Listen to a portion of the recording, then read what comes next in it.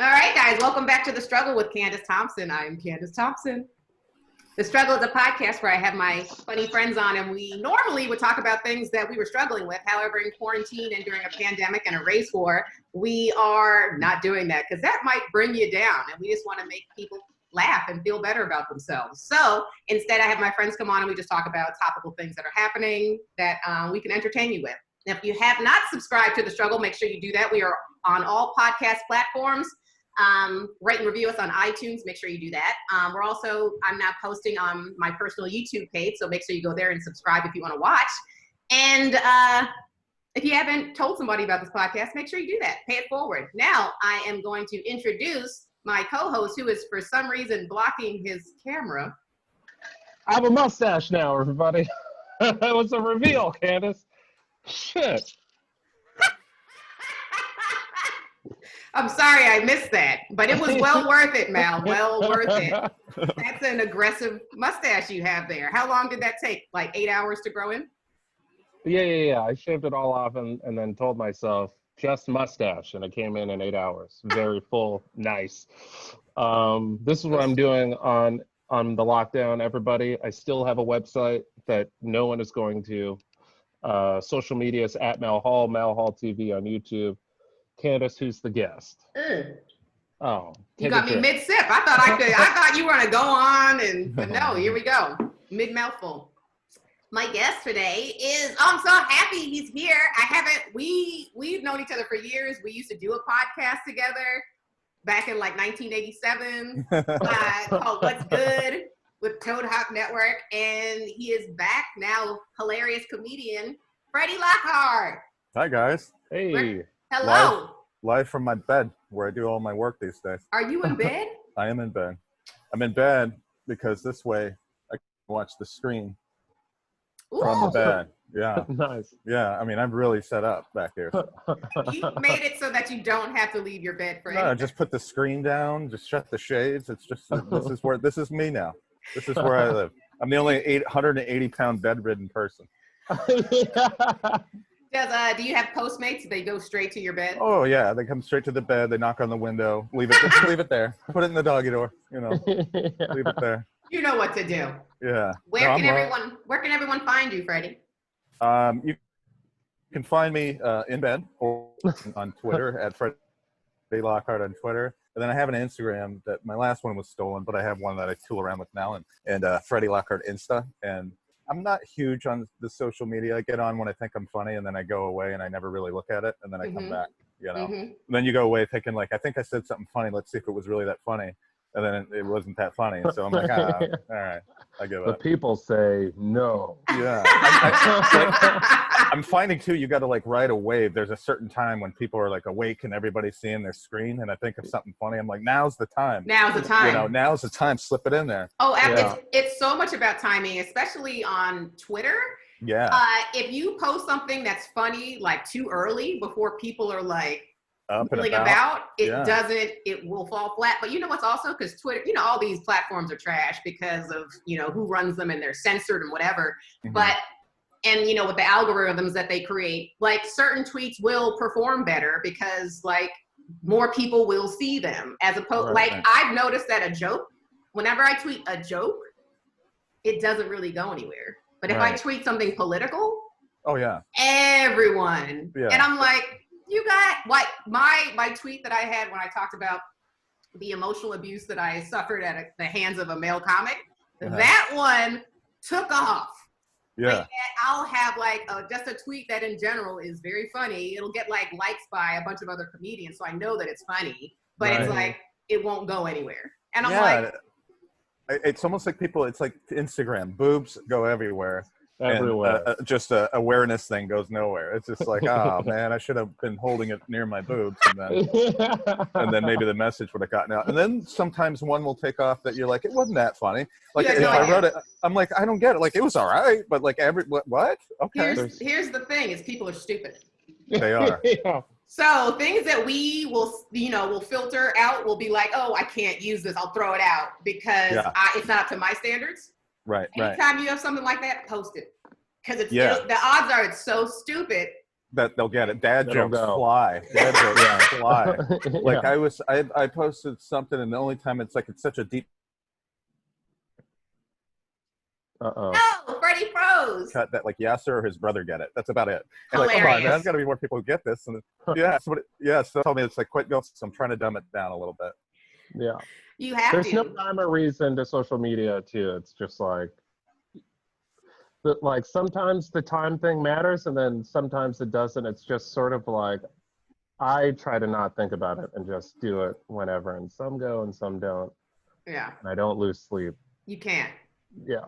Because you can't figure it out. Good, It's not worth it. Can you see me? Yeah, you're freezing a little bit.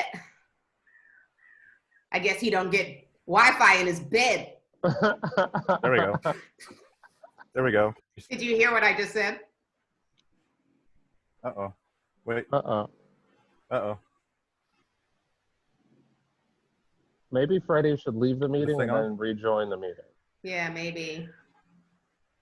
Leave Can you and hear us rejoin? now? Yeah. I can hear you guys. Yeah. Oh, okay. All right. There we go.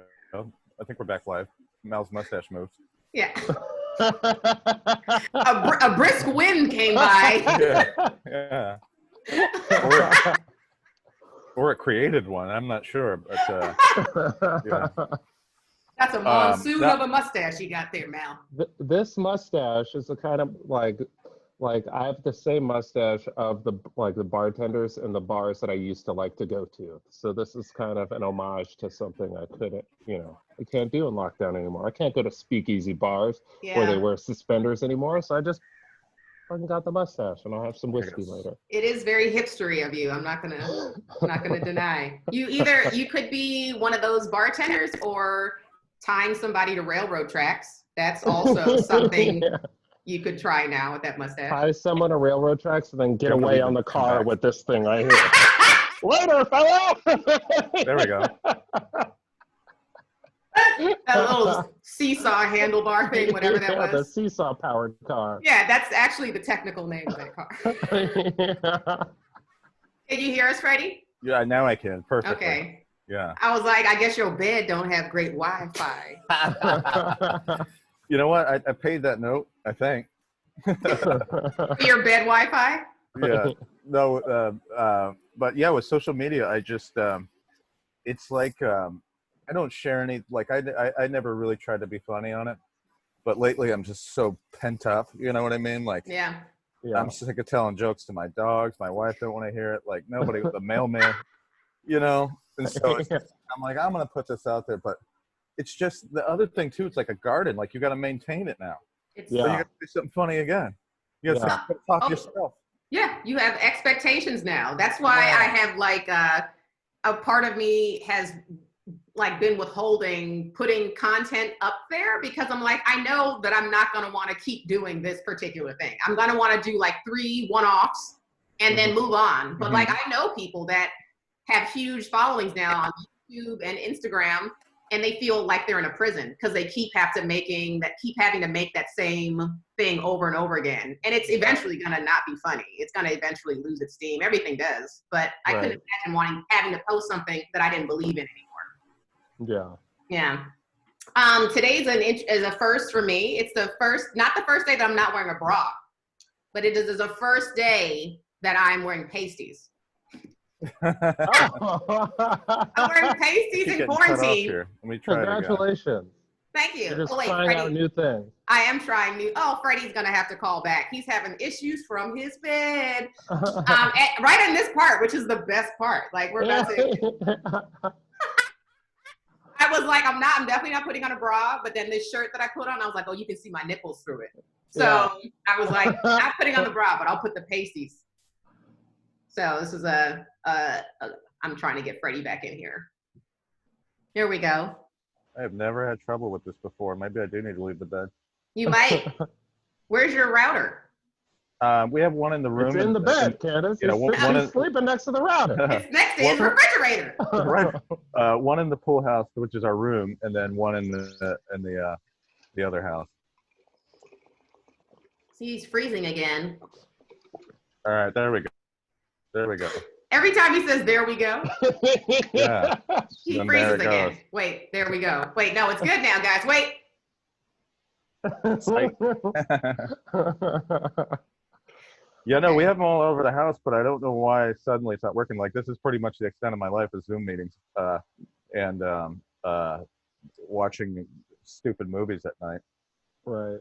Well, someone's trying to sabotage the struggle, and I'm not So happy. Candice, Yes. you've never used pasties before today. No, I've used them, just never in my house for no. Oh. So I put pasties on because I'm not wearing a bra because I refuse to wear a bra in the house. Right. Yeah. Also, and I don't think I don't know if I've ever discussed this, but bras are not good for women. Like, no, they're terrible for you. Yeah, right? like our breasts are supposed to naturally hang so that they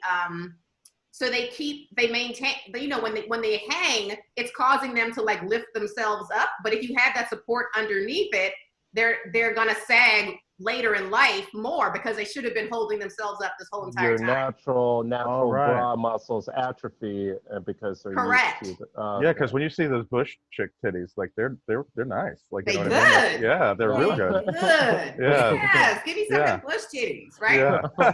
bush titties. Bush titties. Yeah. That and also That's a proper term, right? Bush the bush titties. titties. Yeah. That's a category on Pornhub for sure. Yeah. You like that bush tit? For sure. They also, bra straps also like restrict lymph nodes down here. So it prevents you from them breathing properly and like sweating and stuff like that. So there's a lot of things women have to do that hurt their bodies. High heels, like you talk about like bunions and shit. Like, can I tell you that I was just looking at my bunion earlier today and it's gone down a little bit and it does not hurt me anymore because I have not been wearing, I mean, I didn't, I was in a writer's room for the past like almost year. So like I luckily didn't have to wear heels on a regular basis for anything. Yeah. But I think that also contributed to it, but also the fact that, like it's just being in quarantine, it's not a thing anymore. So I'm like, yeah, let it breathe. Let it breathe. Let them bunions and them titties breathe. All right. Oh my God. I'm like, I'm sweating so much. You can see my face has even got like more glow than when we first started. Let's get into these topics, guys. I'm so excited. So excited. So the first one was obviously big news is that Democratic candidate Joe Biden has picked running mate. I don't know how to say her name properly. I hear it both ways. Is it Kamala? Is it Kamala? Who knows? It's not Kamala, that's for sure, because that's how Trump and Pence say it. Yeah, So you know Kamala. That's wrong. That's wrong. Yeah, You know that's wrong. Kamala. Kamala, I'm a ding dang. Wait, he calls her Kamala? Yeah. That's I like think it's Kamala. It's Kamala. Kamala. I will get that wrong. Kamala again. She's got a name. She's got a name that I won't ever commit to. Like how I'll never say pecan the same way. I'll call it pecan sometimes. Yeah. You kind of lightly just gloss over it so nobody calls you out on it. You try to mumble it so no one knows. Because the people call you out on those things. Like I did an interview with for a writing job with Hassan Minaj. Oh yeah. And I kept calling him Hassan. Yo, Hassan, man, check this out and that, and that's crazy, Hassan. The crazy, you talking crazy, Hassan. And by the end, he's like, it's actually Hassan. I'm like, well, I'm not getting that job. Okay, first of all, he was Hassan Minaj before. Right. So the fact that he's like being a dick about it, like, dude, we all knew you as Hassan. Yeah. We all know that you whited your name up for the masses. Right. And then now that brown is cool, you're now Hassan. It's Hassan. Hassan. No, it's Hassan. Hassan. Yeah. Geraldo Rivera used to do that. He went by Jerry Rivera in the 70s. See? And then it got cool to be ethnic. You know, he's half Puerto Rican and half Jewish, and so he got cool. And he's like, I'm Geraldo. After Geraldo. Yeah. But I do it too. When I write a script, I write Frederick Douglass Lockhart III on it, just so people know. Because if they don't see me, they'll still be like, hey, a brother wrote this. I got to read it, especially now. You know? For sure. Yeah. Sure. Just put a little, you should get instead of the trademark behind your name, put a Black Power Fist right at the end of it. This is like I turned in TM. I put my name on the Saving Private Ryan script the other day, and they're going to make it just because my name's on it. I'm like, yeah, I wrote it. Yeah. So stupid. But wait, are we excited? Are we okay? Oh yeah, I want to know if we're excited about this, and then I want to ask about people are saying there was shade. The song they used when he, I guess, what was that called? When he, I guess he introduced her as his running mate. Yeah, that's it. Mm-hmm. Yeah. That Jerry Seinfeld played that in the very last scene of Comedian when he came out to take the stage. Oh yeah. It's an old 70s soul song, right? Like Yes. yeah. Mm-hmm. It's what's his name? Fuck. Curtis What's the guy's Mayfield. name? Curtis Mayfield. Yes. Yeah, and it's a great song. What? Oh no! He froze again. Was like when the white people were wearing the dashikis. Oh, This is. no. There we are. All right. We're gonna have to Skype you in. I know. I don't even. I put the screen up. That should have changed everything. I think we're good.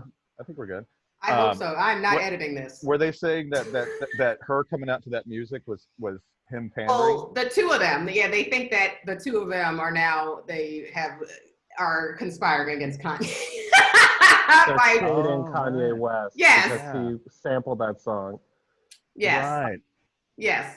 Which I find silly, but I'm sure they didn't do that actively. They don't seem like the type to know Kanye West, like his music. But I would think their handlers do, though. A bunch of 25-year-old interns working for free who are really hip and know who's who and what's what, you know? Absolutely. So it could be them, but those two candidates personally didn't go like, let's go with this song. Yeah, because she tried to say she was listening to Snoop Dogg in college. I'm like, Snoop Dogg was a baby when you were in college. I don't know. Yeah. Wait, she tried to say she listened to Snoop Dogg in college? Yeah, when she was running for president earlier, she was like, yeah, back when I was in college, they're like, what'd you listen to? She's like, Snoop Dogg. Like, Doggy Style didn't come out till 93. She was already a practicing attorney by then. But you know what I mean? Like, she probably meant to say, like, Eric B. and Rakim paid in full, but she just named the first thing she could. Right. And the first try to rap seem artist. hip. And to her credit and discredit, she just be not hip. That's it. Yeah. Like, I don't care. I don't. Fine. Right. You know, that's cool. If you're like, you don't have to have listened to Doggy Style. I'd rather kind of prefer you didn't, to be honest. If you're going to be vice president, I don't want you knowing that album as well as I know it. And were they pandering? Absolutely. Everything's a pander now. Everything is a pander. It's a race about race, and it's like it's just him going into it saying, I have to pick a woman of color. Of course. Yeah. All right. Fine. There's a lot of qualified ones, but it immediately says this race is going to be about this. So now if you're Donald Trump, you have to answer in kind. So my prediction is he drops Pence and picks up Nikki Haley to answer with a half Indian for another half Indian. Yeah. I could see that for sure. Yeah, and that would shore up his loss of women in the suburbs. And it's all a game to me. It's just a game, and they're all playing the game. And so absolutely, the game is pretend like Biden's alive until November. You know, have Kamala hide her record of prosecution. You know, she put more black folks in jail than stolen cable. So it's like, you know. It's so true. That's my problem with I mean, I have a problem with both sides. I don't want anyone walking away from this podcast saying, oh, Candice is supporting Trump. Fuck that. No. I'm just saying and I feel more personally about this because I've been on the left side my whole entire life, is the hypocrisy of it all. You're calling out people, I mean, for cops and saying defund the cops. Yeah. Right? We're doing this on this mission to defund the cops. That's how angry you are about the whole situation. But then you literally are supporting a cop. Right. This bitch's track record is egregious. Yeah. Egregious. Top of California, like the biggest cop in California. And so that's what it gets old, where we become like a mascot. Like, oh, that's who we're for. We're for her. Like, you know her record? I know her record pretty well. She's a local girl, you know. She's a San Francisco DA. Like, I have a lot of cop friends who know her and worked with her.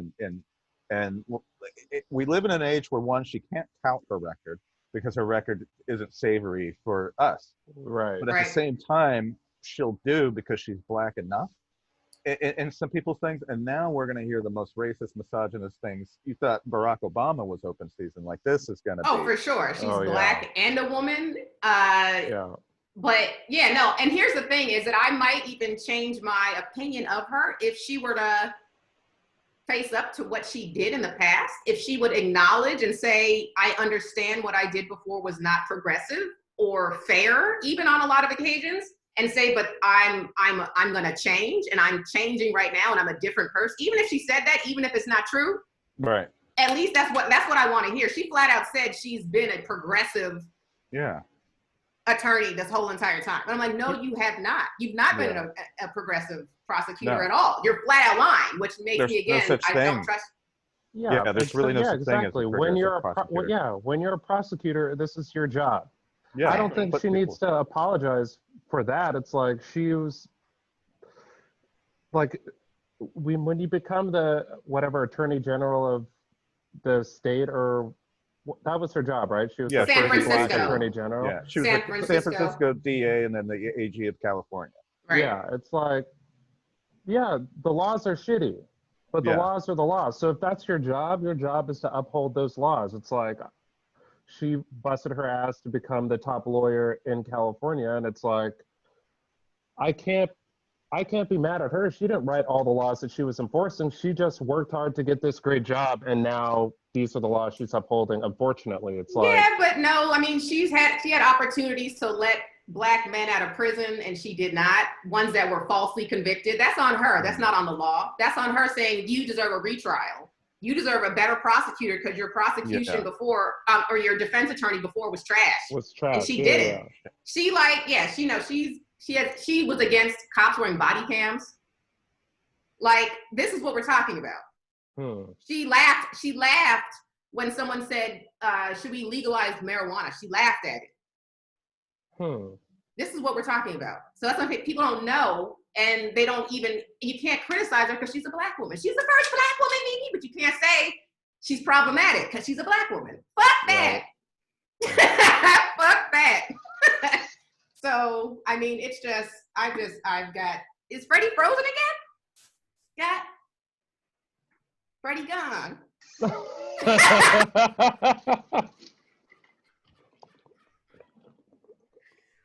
Like the Sidney Castillo episode. Yeah. But unintentionally. Like, this is, he was here. He wanted to be here, but just couldn't quite get the Wi-Fi. Technologically speaking, he couldn't be here. Oh, again. So you're not a fan. You're not a fan. Yeah. I'm not a fan of anything that's happening. Yeah. I'm not a fan of anything, the left or the right. I'm not a fan of anything. Yeah. And so what people don't understand is that, welcome back, Freddie, is that this system that we've been participating in for years, with this Republican versus Democrat and this volleying back and forth of, the Republicans are going to give it a shot, then they do, and it's trash, and the Democrats do it, and then it's trash, and they go back and forth, and nothing good ever happens. Yeah. It's the system. It's not the candidates. It's the system that we need to break, which is why 100%. I understand all the Bernie people. I understand when all the Bernie people, and I'm not saying he's not a part of the problem, because I honestly don't think Bernie would have accomplished a lot of the things that his supporters were thinking he was going to do, but that's only because I think they wouldn't let him do what they wanted him to do, or what he wanted to do. But we need to fucking break the system. And these people that we're selecting, none of them are saying anything that's any different than we've already heard. So these Bernie people and saying, I'm not voting for this, I understand. And if it means this country has to burn before we grow better, grow new, then I'm here for it. I'm here for a revolution. I am. I'm tired of the same fuck shit. And everybody else should be. I don't care what race you are. I don't care what gender you are. How long before people wake up and say, it's not them, it's these elites that are running everything, that are making us fight with one another. Freddie, we can't see your face no more. Here, now I got too much backlight. You're like this. Yeah, welcome back. Sorry, I was just ranting for a second. No, I see you got, you started getting on your point. So Mal, before I got cut off, you were saying, I think the thing this Kamala could do is take ownership of her record. and go, look, I I'm saying. might have been part of something that did my people a disservice, and for that I apologize, and now I will work to try to right those some wrongs. changes. And it's just like, but it's, for her, it's sad that she can't just be like, yeah, that was my job, I kicked ass at it. But at the same time, there's prosecutors who have become defenders because they were so sick of seeing people get screwed over by the law. So I won't hold that against her. It's just the whole pandering thing to us, though. It's like you were saying earlier, is they look at us like, I feel like liberals look at us like we're a cause. Like, oh, let me adopt you. Let me champion your cause. Let me go out in the street and march for you. Absolutely. And then Republicans see us as, if we're saying what they like, oh, this is one of the good ones. This is listen to this one. Absolutely. Like a Candace Owens or someone like that. And it's just, we can't. You almost can't have, like, even the things you're saying. You have to put that caveat out there that, oh, I'm not a Trump supporter, but I'm still willing to criticize my own. Like, what happened to that? What happened to nuance? What happened to nuance? What happened to independent thought? What happened to critical thinking? Like, I'm not gonna lie, I was one of these people. I just went along. I was like, oh, so I'm left, so I'm just gonna go along with whatever the left is doing, because left is right and right is wrong, right? But that's not the case. You have to do your own research. You have to, and we have so much at stake at this point, so much at stake. And I think now, because of everything that's happening right now, this is a fucking wake up call. Like, I feel like we're in an awakening right now. What's happening with this pandemic, with all these elite pedophile rings coming to light? Like, there's something, the universe is trying to tell us something. And so I think it's time. This is the time. Everyone's sitting at home. Let's be mad, guys. Let's be mad. It was a perfect storm of crazy shit to happen this year. It was just that was not an accident. Storm. Like, everybody at home, and then everybody watching TV, and everybody getting pent up. It was just. And the year's not over yet. Yeah, and that's all. I know. How does the third act? What does the third act have to offer? When is the all is lost moment? Because it feels like it. Oh my God. Well, someone's predicting LA is going to get a huge earthquake soon. You know that. Why not? That's what I said. Yeah. Why not? At this point, come on. That's what I said. Bring it. Bring it. There was that. I slept through that one, and my dad was like, "You all right?" I was like, "I don't get out of bed for anything less than a 5, Dad. Come on, I'm old school now. You got out of bed? You got out of bed? I didn't. Not for that one. No, for my podcast. Oh yeah, for this I did. Yeah, of course. Yeah. Out of bed. Not just out of bed, in my office, which I haven't had any need to come into, and I don't know how long. But I think honestly, it is a crazy election that's coming up, and if there is any good or right, and there is somebody out there or up there looking for us, this thing will end in November with us in the streets celebrating that the 4-year national nightmare is over. But then again, it just might be a new one beginning. So I don't know. That's what we don't know. We won't know. Yeah. We don't know. We don't know what we don't know. And that's the scariest thing. It's like, you come out to LA, you try to get a career, and you're always thinking in the future. Your mind's always in the future, Yeah. And so it's like, now, especially during this, it's hard to see the future, Like, you always had plans. I'm going to write the script. I'm going to do this. I'm going to do all that. Yeah. Nothing. I can't think of the future. Like, we're on indefinite hiatus on my show. I can't ever see that going back. No, but can I tell you when I was saying, like, how the universe is trying to tell us something, like, that's what we're supposed to be doing, is not worrying about the future and not sweating over the past. We need to be in the present, which is we need to take advantage of what is happening right now, use this time productively, what is happening today, use it for inner exploration, find out what you truly want, because now our careers may just be gone.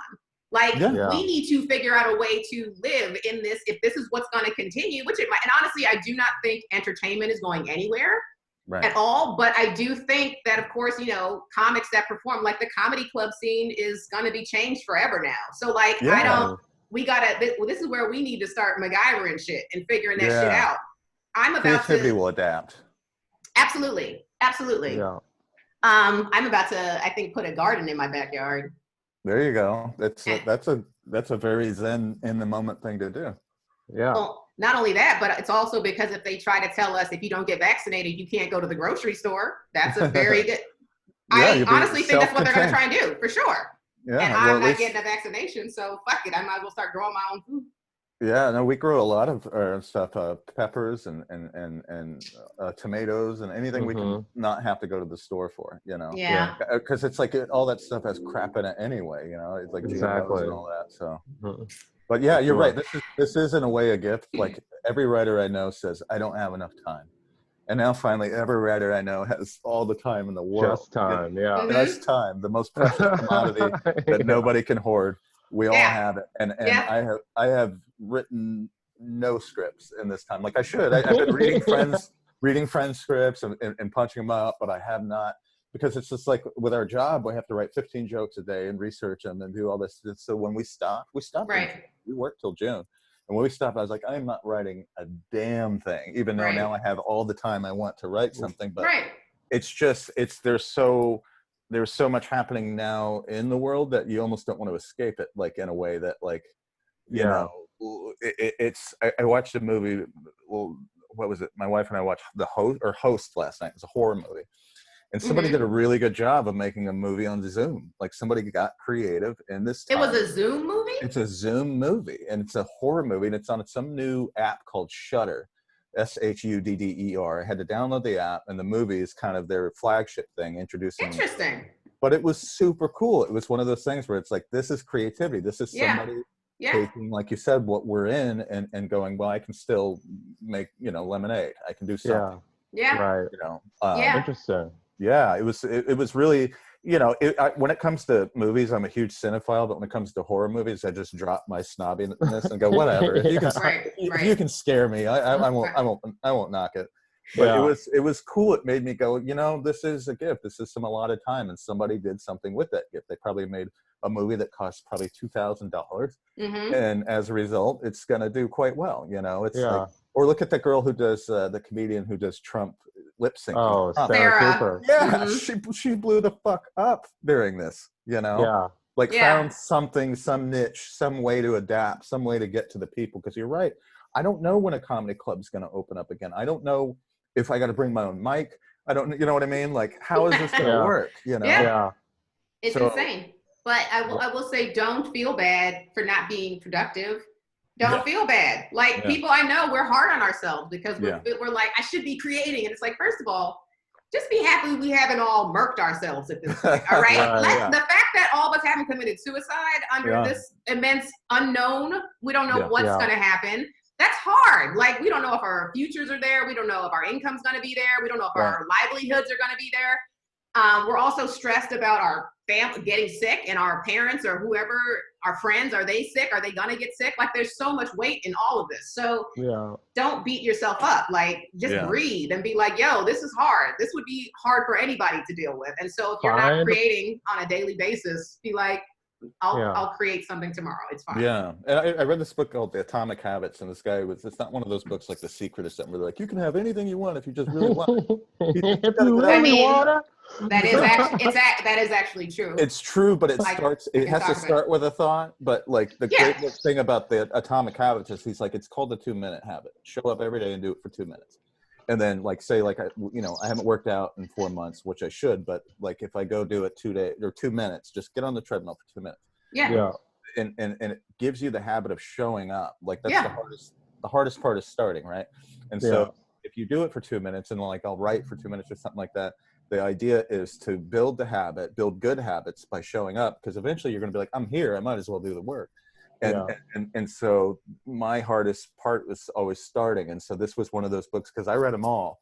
And this was one of the ones where it's like, you got to start with wanting it, but you got to stop thinking somebody's going to give it to you.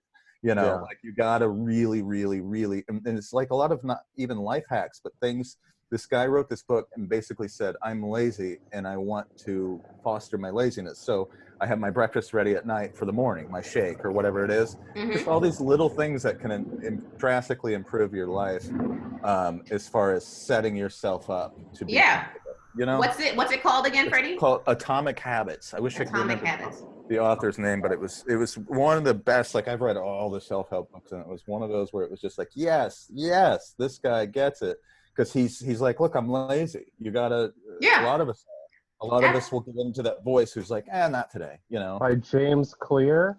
James Clear, and it's really good. You can get the audio version. I do audio books all the time. Ain't no shame in audio now. No, not at all. I just pulled it up on Audible. Yeah, I go through it like a book every 2 days now on Audible. I'm doing the Never Ending Story right now. It's great. Nice.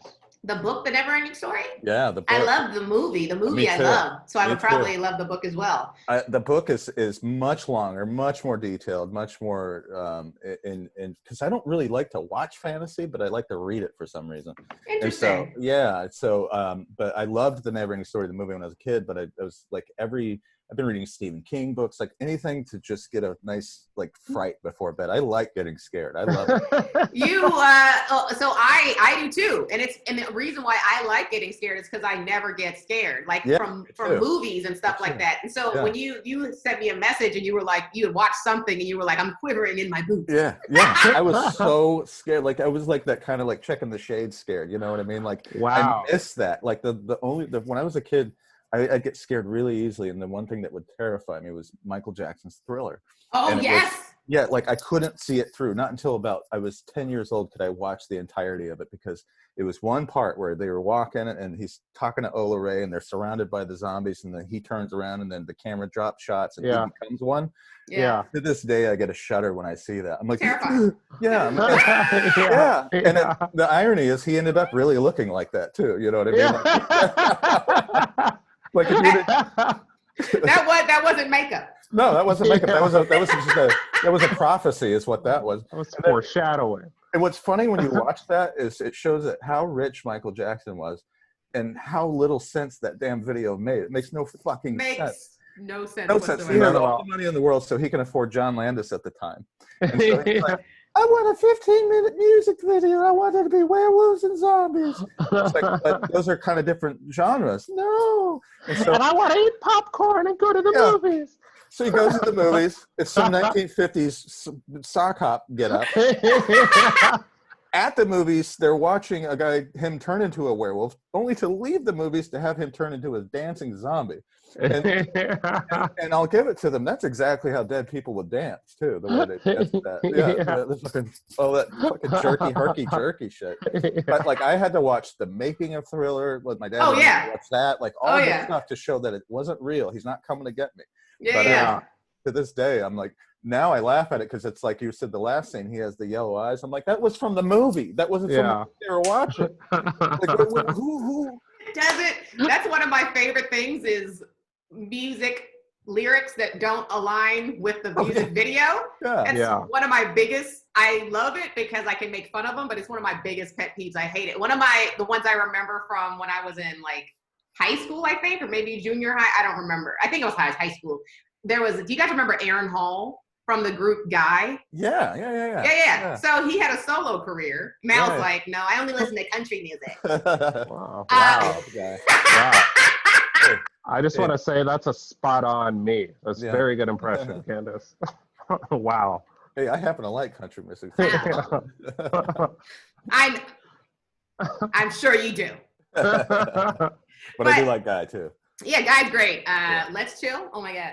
Yeah. Anyway, so he had a solo career, and there was a song called, I remember this because this was I think the first time I had witnessed, or at least was old enough to pay attention to the fact that the lyrics didn't match up. And the song was called I Miss You. And in the lyrics of I Miss You, he's singing about a woman who left him for another man.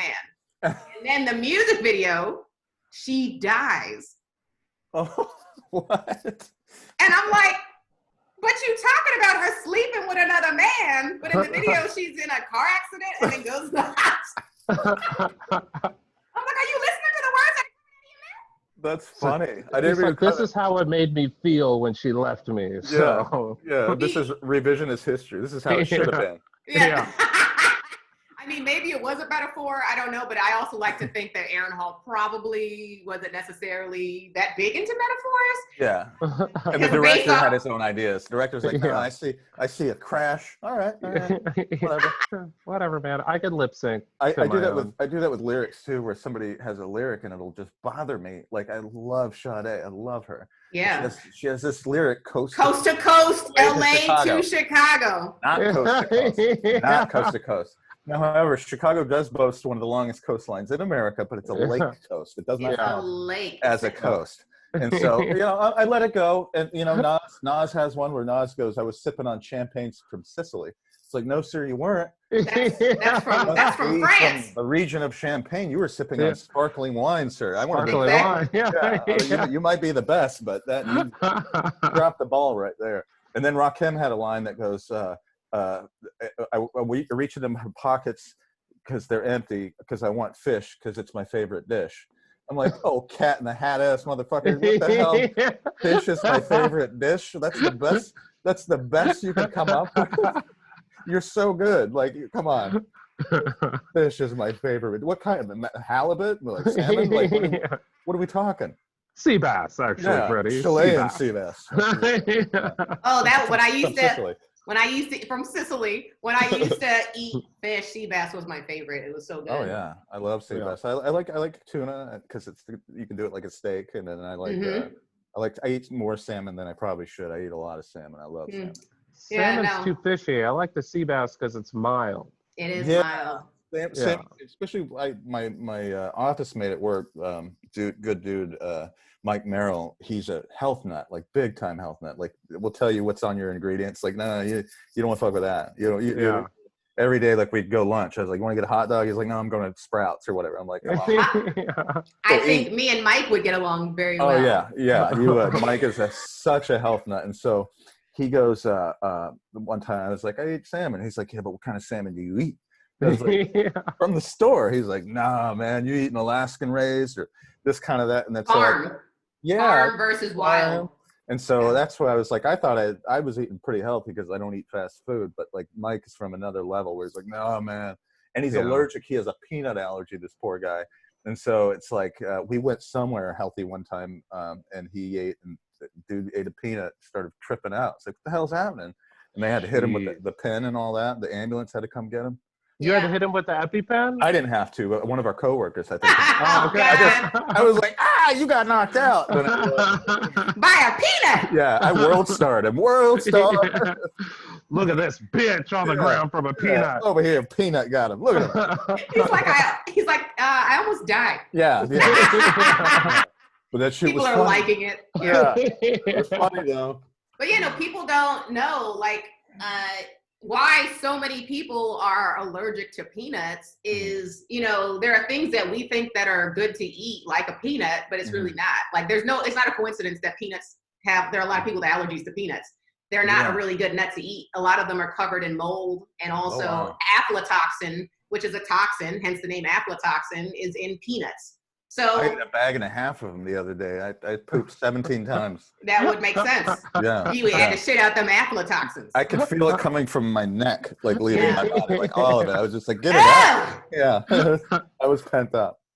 But a peanut butter and jelly sandwich is pretty underrated. I had one the other day. It's pretty solid sandwich. It's delicious, but I would say, and the almonds aren't the best either. They're also terrible for the environment, but I would say switch to walnut butter is the best to eat. And also Brazil nuts are really good, but you don't like walnuts? I don't Or either. Brazil nuts. Yeah, those are the big ones that you toss out. The big giant. No, you have to, you guys, those are the ones you're supposed to eat. They're the only natural, the ones that are supposed to be. You know what are really good for you? You know what are really, really good for you? Don't say. These nuts.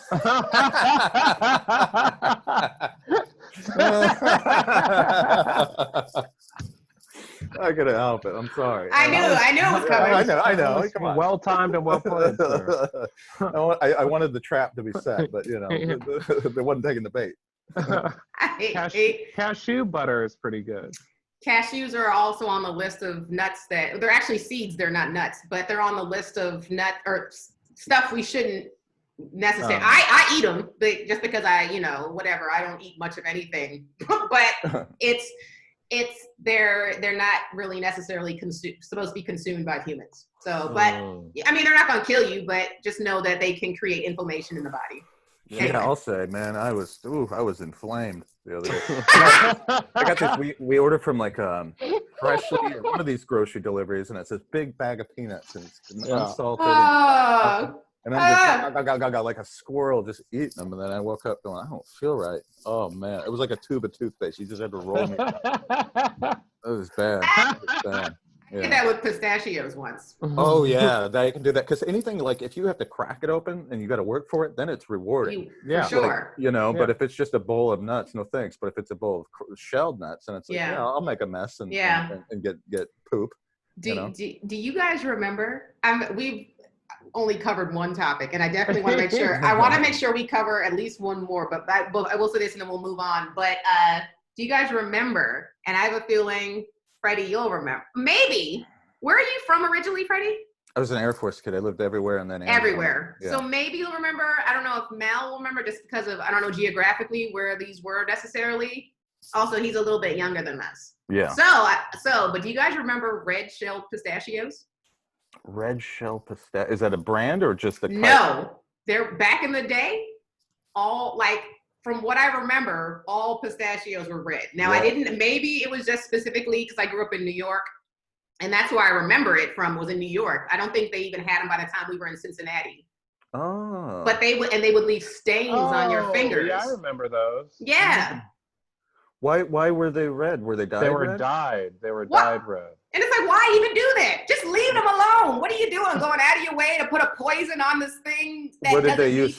Red food coloring, like the somebody dyeing the shell red or green covered up stains, because you know how sometimes pistachio shells have different colors on them. Yeah, like speckled marks and stuff on them. That tells me it's natural though. It's like called nature. Yeah, right. Like if I look at my banana and it hasn't turned in 4 days, I'm like, something is up with that banana. Why is it still green? Absolutely is. Yeah. Mm-hmm. Yeah, it's supposed to turn. Yeah, and so you get because I have to have, that's all I can eat in the morning is bananas. I'm like a monkey. I just keep eating them, and then I just eat them. I just love them so much because it's the only that, like, I don't know how people get up and eat pancakes and shit. No. Like ew. Like I can eat that for dinner. I can eat that for dinner. For sure. No, but that's actually what your body is supposed to have in the morning is fruit. That's really the only because morning time, so you craving that is completely normal. Your body cleanses. It cleanses in the morning. So it's called breakfast because you're breaking the fast, right?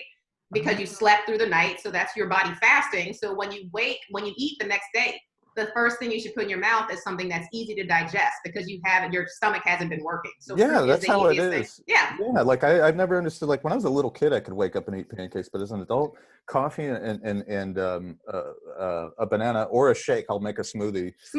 When I was working, and I would drink it because I work in Culver City, so it takes an hour to get there. And by the time I got there, I had my whole breakfast shake, and I was caught up on the news. So but now I don't have a routine. And so I haven't had any of my shakes. Like there was kale in it. It was good. Like you felt good. Yeah. Like there was steak in that motherfucker. Yeah, shit. Whatever was around in there. I put a corn dog in that motherfucker. But it's just that difference of feeling good though, you know, like you literally feel good from food. Lately I have not felt good from food. That's why I don't understand when people they don't understand the concept of food being medicine and food being just what you are. Like when they say you are what you eat, it's literally it is what you eat. You are what you eat. Yeah, when you watch these people, like they'll show us news story and they'll show this whole family died of COVID, but they collectively weigh a ton. Please don't get me started. I'm like, well, gee, if it wasn't COVID that would have got them, a fucking swift breeze would have. Are you kidding me? Like, are you kidding me? You can't walk around. Oh, they were one churro away. Yeah, like they had a barbecue. You know, there were no leftovers, and everybody got COVID. Actually, I wonder why. It's very strange when you feel sympathy for a family and then immediately. Oh yeah, that's the comedian in you. Yeah. The comedian in me jumped sympathy. I was like, don't tell me these motherfuckers died of COVID. Yeah. Don't tell me you're going to try to scare me with this family of two wrestlers. Of course they died of COVID. And a bevy of other things. Asthma, coronary disease. Let me tell you, I don't even want to get started on that shit. How like they haven't once mentioned how fixing your diet. Yeah. Right. Like just could you at least even say vitamin C? Could you just say it? Could you just Americans have it more because Americans eat garbage. Yeah. That's it. That's plain and simple. We're fat, uneducated and disgusting people who don't eat natural food. When I was in Europe for a year, I remember eating and going, wow, I feel weird. I don't feel like full heavy to the brim. I feel great. I have energy. And I in Germany they had milk on shelves without even refrigerating it. I was like, what the fuck's going on here? They're like, they don't need to. It's just no steroids in it. I was like, wow, like what the fucking, and nobody's fat over there. Nobody. I didn't see one fat person in Europe. No. And if they did, they were American. Yeah, You know? exactly. Exactly. That's how I felt that same. You don't realize how fat everyone in America is until you leave. So like, I remember being in Paris, and what's the number one killer in America? It's like the number one food that's no one could eat is bread, and people are literally walking and eating bread. A baguette every day, smoking. Yeah. And no one's fat. Drinking no wine. Fat. Yeah. Because the food is clean. It's all clean food. It's clean, but they also don't do an excess. Like they know I have what a meal portion is. They know I can do all of these things as long as it's in moderation and I get exercise. Yeah. Yeah, and they do everything, booze, everything in moderation. Like kids start drinking at like 12, but they learn to have a little sip with lunch, a little sip here. On Americans, we're like, you gotta work 60 hours a week. With us and the Japanese, like you gotta work, and then you gotta binge on the weekend and then do it again. And then we drop dead at 65 because we don't. You know, in Europe, it's illegal to work more than 20 hours a week. Like they're like, no, go kick it with your family. You know, they have government mandated naps in the middle of the day. I'm with that.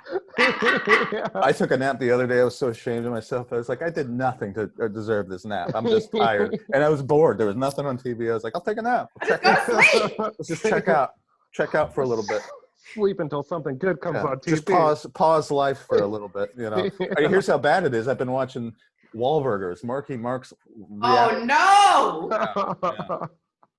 Been watching Wahlburgers, yeah. Wow. Just to see the dynamic of this family. You got an A-list movie star, a B-list star, and then a guy who owns a burger joint. It's just crazy to watch these guys. And Mark's got a very troubled past. How did they not cancel him? He got called out for that racist. He attack. He almost killed an Asian man. An Asian guy and a black guy. Like I was reading, because you know when you start watching a show and you read about them all on Wikipedia. You know, let's start reading about these people. I was reading about Mark Wahlberg's past, and I'm like, he beat up a black dude, was calling him the N-word, took an Asian dude's eye. I'm like, and Dalia got canceled? When are they going to come for Mark? That's the thing, is when you have enough talent, the cancellation doesn't stick. See, is it when you have, it's not necessarily talent, but enough like. Is it time on the clock? Is it talent? Because what I'm trying to figure out is this. All right. He has, like, here's why Joe Rogan's uncancelable, because he owns his own thing outright. I mean, now he's got a Spotify deal, but like if you almost take a grassroots thing and no network, you're not under the employ of any network or any advertisers, then they can't really cancel you. And Mark Wahlberg has quite a few businesses going on. He's worth like $250 million. Right. So I could see, you know, okay, Transformers doesn't put him in the movie, whatever. But I think the thing is, if you're like, you know, Louis C.K., where he was going up into like the stratosphere, but then was starting to have to rely on networks and producers and these kind of people. Once you have to start to rely on people and advertisers, I think that's when they come for you. That is huge, but I think also timing has to do with it as well. What's happening at that moment. Right. And I feel like if that Mark Wahlberg shit had come out right now, he'd be when done. everyone's at home and we're talking about race shit so much, right? You calling a black person the N-word right now? No. Like chase this kid on some, like, it was disturbing to read. Like you can't just apologize and be like, oh, you know, I was like, you had real hate in your heart at one time that I can't even say I've ever in my life. He's from Boston. So that Boston Irish, that accent alone, you know that the N-word is like a space bar. You know it. You can just tell on some white person's face when they use it. Like I just say it all the time. That guy said the N-word in the last hour. Promise you. Like for sure. Yeah, for sure. That chowder accent and everything about it. But Donnie's really likable. Donnie Wahlberg. He's really likable. I don't know what it is, but Mark. But I'm into Donnie. Well, it's because he was in a funky bunch. So he told us who he was from jump. He was in a funkier bunch, all right? And they're a little edgy. You never know what's going to come out of their mouth. But my issue with that is, before we get to the next topic, is you were in a group called Marky Mark and the Funky Bunch. You're clearly appropriating black culture, being called the Funky Bunch, using a black lady. That wasn't a white woman you had you know, when you needed it, right? It was a sweet sensation. He's rapping. Yeah, Right? feels like sun kiss. Everybody want to know who done this. Oh, there's a good line. Rap, boom. Oh no, I'm sorry, that's the wrong Wahlberg. That was Donnie. It's about that time to bring forth the rhythm and the rhyme. I want to get mine, so get yours. I want to see sweat coming at your pores. Yeah. That was that early '90s industrial rap. Industrial rap. Feel of operation, and there was that the other one. Feel it. The rhythm, jump to the rhythm, jump. Yeah. You know, like all those just generic. Like CNC Music Factory. Yeah, just a group of old people making loud.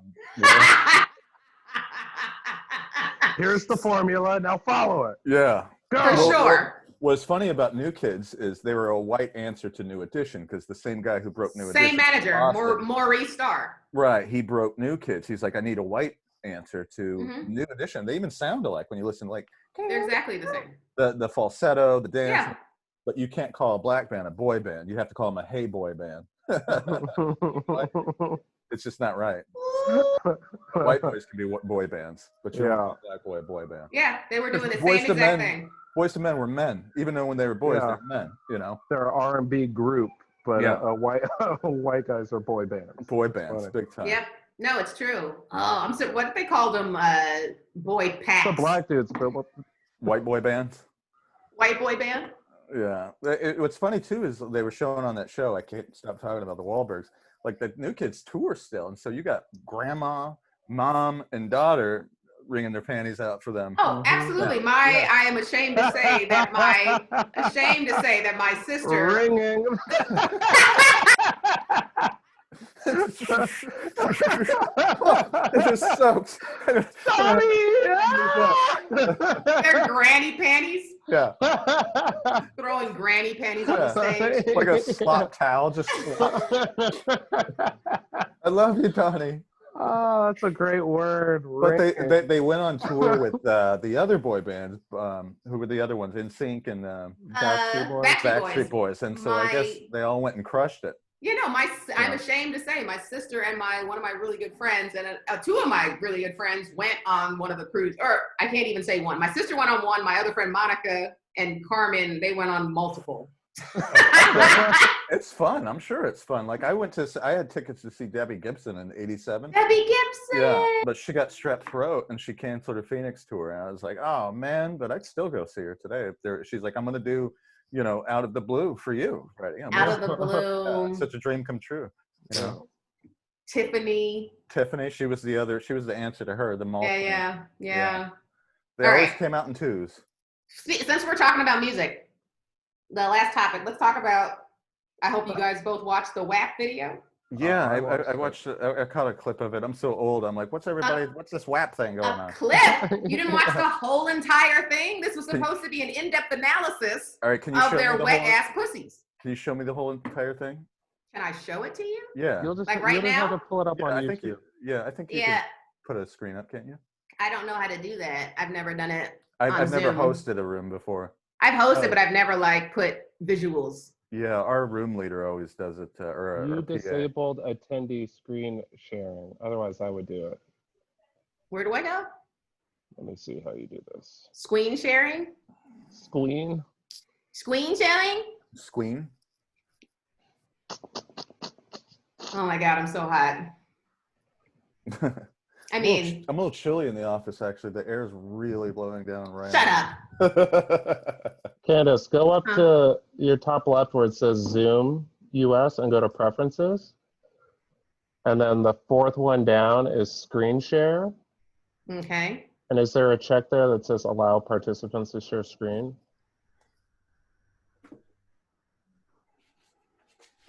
Enter full screen. No. Maximize Zoom window when a participant shares screen. Yeah, click that. And then that's it. And then. Let me see if I could do it now.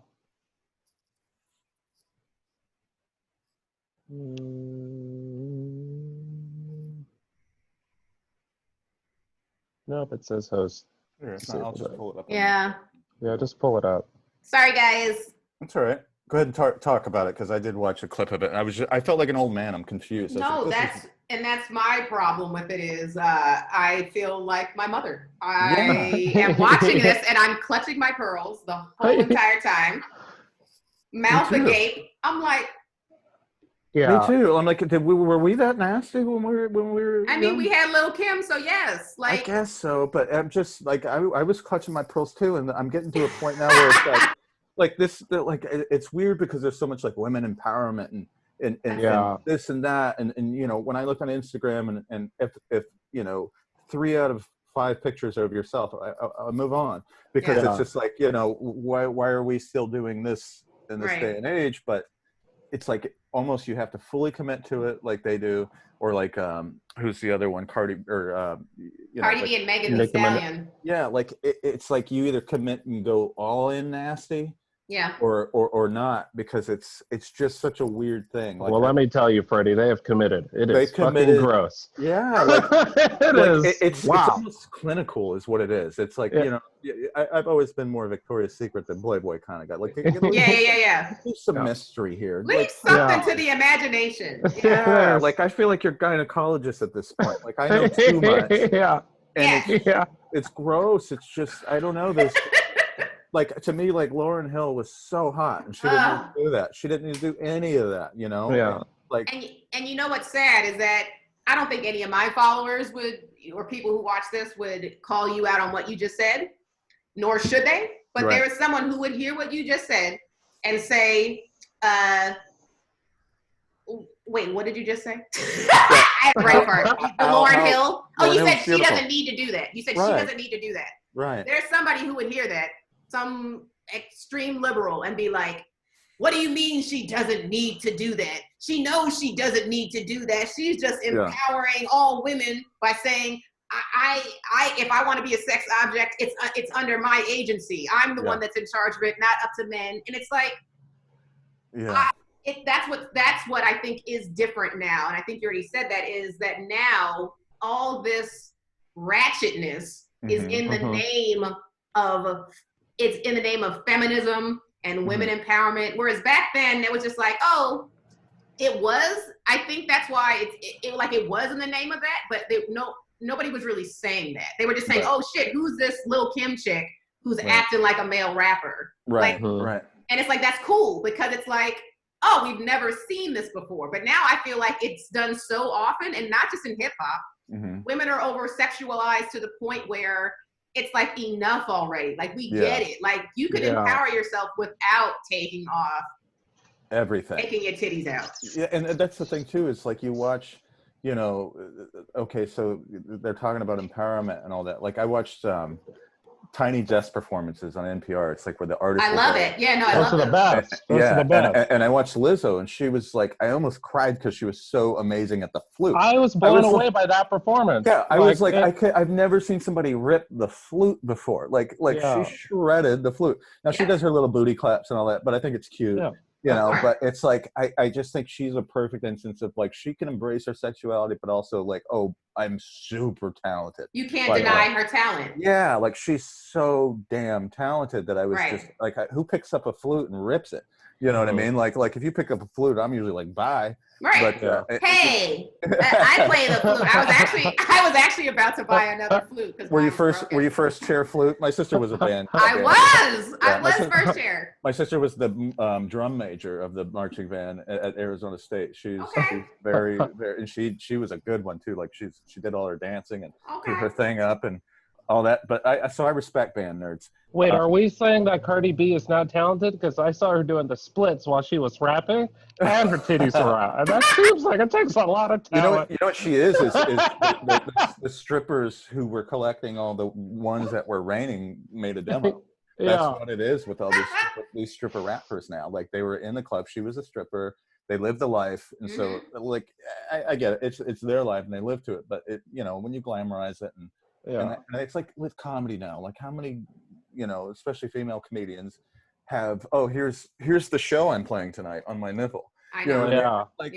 You know, okay, I get it. Like, if you know, you could be cute and funny and use your cuteness, but like if that's all there is, like there's certain comedians I don't even know their jokes, I just know their ass. Yeah, no, just Yeah. that's the thing is you have to have the talent, like we're saying, to back it up. You have to be, if that's what you're gonna do, which coincidentally, I don't really know any extremely funny women that do pull their titties out. You know what I'm saying? Like it's like for some reason it's like, even when I know some attractive female comedians that are just like, yeah, no, that's just not my thing. I'd rather be taken seriously. Right. Like we know what that's going to lead to, or the rumors that'll get started. Even if I am funny, if I start taking my tits out, all of a sudden I'm discredited. Right. You're the titty comedian. You're not the Candice Thompson comedian. It's Candice Thompson. But you'll book dates. You'll book dates, and there are guys who will take you out and all that. You know, like when you see, and I'm not naming names, but you'll see some comedian like, does that comic even have 10 minutes? Like, really? You're headlining Helium? Do you have 10 minutes? Like, come on. Get out of here. Get out of here. Get out of here. I also understand now, which I didn't back, when Little Kim was out, was that it's called programming for a reason, like the stuff that we watch, right? It's because everything's manipulated, everything's put out with an agenda in mind and like mind controlled and like keeping the masses distracted or whatever. And this to me was such a blatant show of that, of like, we're not saying anything with these lyrics besides fuck me. We're literally not saying anything else. Right. And so I just know as an artist, I feel a responsibility. I'm not saying every artist has to feel that. I just feel like we've been given talents as artists to be socially responsible, knowing that our art is going to be consumed by younger generations. And I wouldn't be able to sleep at night if I thought in my head, hey, some little girls, especially little Black girls and women of color, listen to my set. And after listening to my set, they thought it was okay to just go out there and be promiscuous, which if that's what you want to do, fine. I'm saying I'm not here for that. I don't think, and I'm talking about men and women, I don't agree with promiscuity across the board.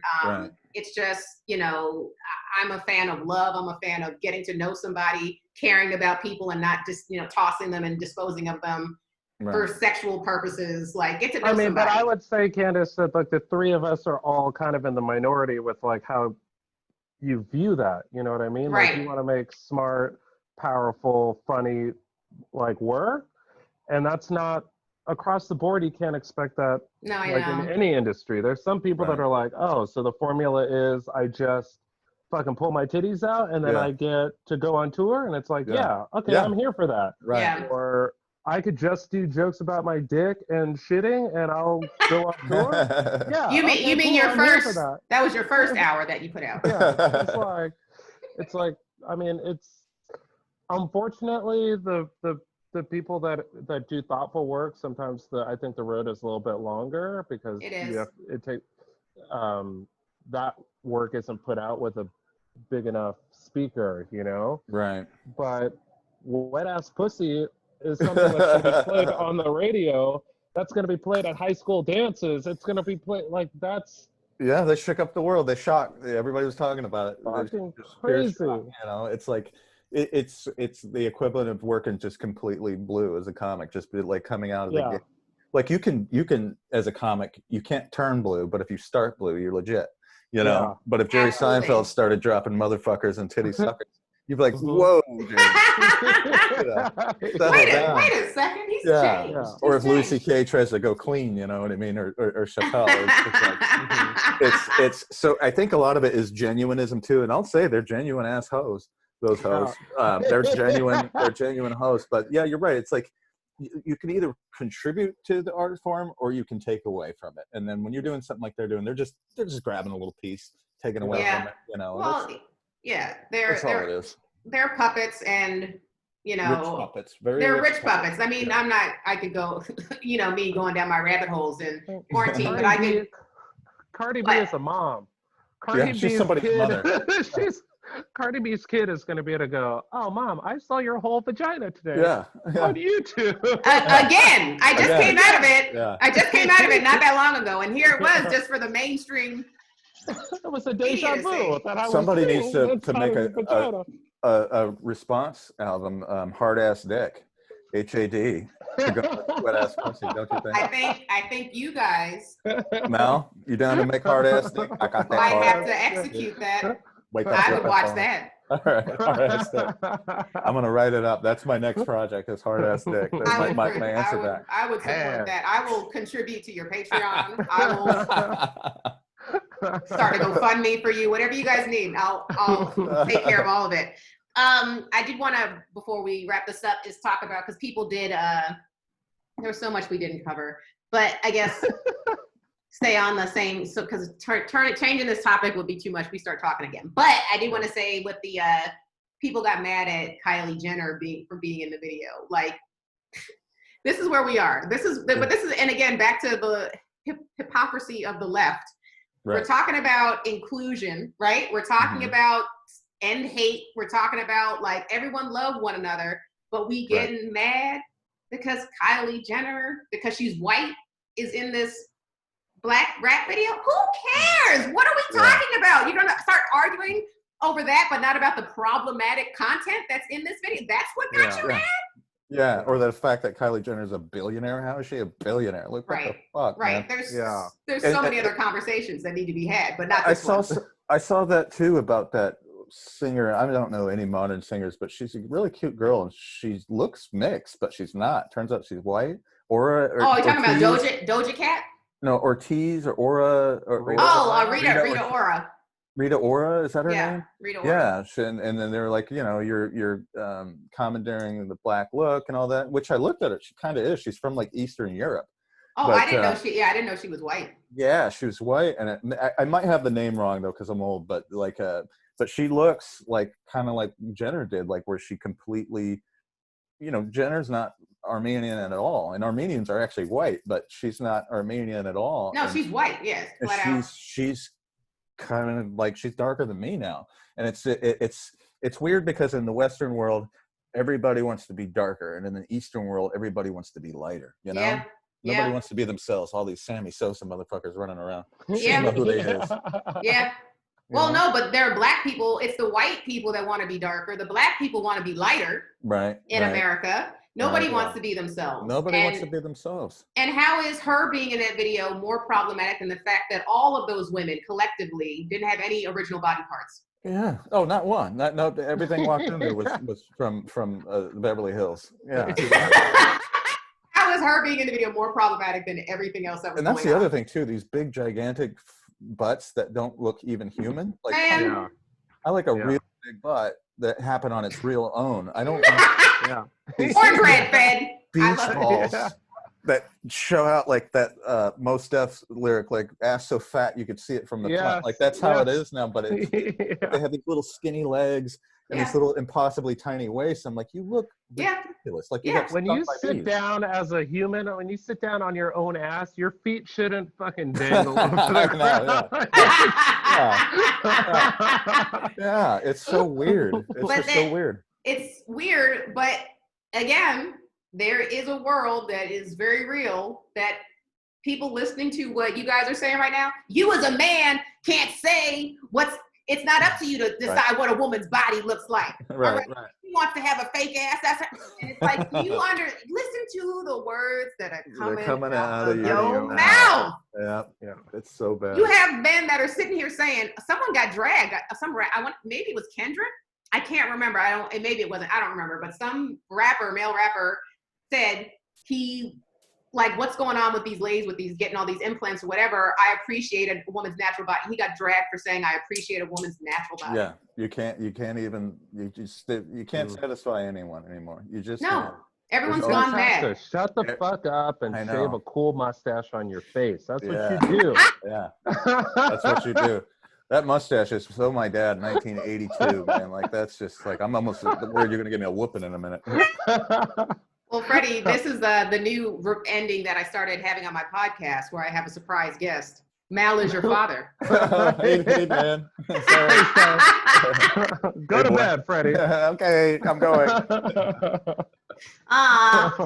Well, on that. Go ahead. I was going to say on that note, we gotta wrap it up, but I'm gonna show Mal a picture real quick. I think I have one handy of your dad? Yeah, of my dad looking just like Mal Let's go back to the 80s here. He was always mad too, which is funny. Like, I get it. I'd be mad if I was a dad. Fucking kids. I'm just joking. I understand. No, if you're 22 is not something, that would make you happy. Something I can't seem to find it here right now. I thought I had a picture of my dad, but yeah, you look identical to him. Text it to me when you find it. Yeah, I will, for sure. And then post it on Instagram. I'll just leave you with that. There's me with my Blue Max bicycle. Ah, 1985. That bicycle got stolen. He's still mad about it. I'm salty as hell. Still looking for it. Yeah. All right, guys. Thank you for being here. This was fantastic. I know we had some technical difficulties that I'm not going to edit out. I think it's definitely on my end. What'd you say? It was definitely on my end. I apologize. Oh, for sure. It's fine, but it's fine. My followers and viewers know that I don't care about them enough to fix any technical issues or make the listening any easier for them. Is that a black wall behind you? Behind me? Yeah. Black? Does it look black? Yeah. It's blue. Oh, I've got a black one. It's a chalkboard wall, actually. I can write on it. Oh, yeah. Yeah. Yeah, I should have got one of those because That's why I figured you work all your equations and shit out. I do. It's where this is where I'm going to turn this wall, not this one, the one behind, because I shoot stuff in front of this. Wall. My conspirty wall is going to be to the left here. That's what I was figuring. Yarn and all sorts of pictures. You already man with an umbrella. You guys, don't get me started. I didn't touch on it with the Cardi B and the Megan Thee Stallion, but we all know what they were doing. We all know that they were told by the Illuminati to be that nasty and ratchet. But anyway, we'll save that for another podcast. All right. Anyway, they're puppets. So thank you for being here, guys. Thank you. This was fantastic. And if you're new to the struggle, tell somebody. I was gonna never mind. I was gonna riff, but it's fine. I was gonna freestyle, but never mind. I was gonna do a little marky mark. I do the freestyle at the end of my pitch meeting with my group. Vanessa Graddick runs. She's my room leader, and I rap. I start freestyle rapping until every last person turns it off. But there's always this one guy, Bill, this white guy, who's just like this the whole time. He loves it. I got it. I'm like, I don't give a shit. I'm not a witch's kid. I'll put it in the dick and then I'll rub it on the clit. Love it. I'm here for it. Thank you. Hard ass dicks. Hard ass dicks. Hard ass dicks. Hard ass dicks. As long as I get to be a video hoe. Yeah. In the video. You have no idea. Every woman secretly wants to be a video hoe. A video hoe, yeah. And then we'll have background dancers. Will be like high school boys covering their dicks up with a book. So we got hard ass dicks. We're trying to cover up our bonus because we got hard ass dicks. Write that down. We're shooting this. Okay. All right. Guys, thanks for tuning into The Struggle. I've been Candice Thompson. If you have not subscribed, make sure you do that. We're on all podcast platforms. We're also posting on my personal YouTube page now. If you want to watch, I'll be posting that link when this drops. Rate and review us on iTunes. Also, if you haven't told somebody about The Struggle, make sure you do that. I'm Jokes by Candice on social media. Mal? Yeah, what she said. Thank you. I'm the co-host of the Candice Thompson The Struggle, and my mustache's name is Marcus. And my YouTube is Mal Hall TV and at Mal Hall on Instagram. That was weird. That's fine. I'm not going to edit that out. I'm not going to edit that out. Freddie, one more time, where can people find you? At Freddy Lockhart on Twitter, and then in my bedroom, they can find me. Watching Netflix, or watching the Wahlburgers. Yeah. Feel the vibration. Feel it. Come on. Until next time, guys. Bye. Bye, guys. Later. Thank you. Thanks.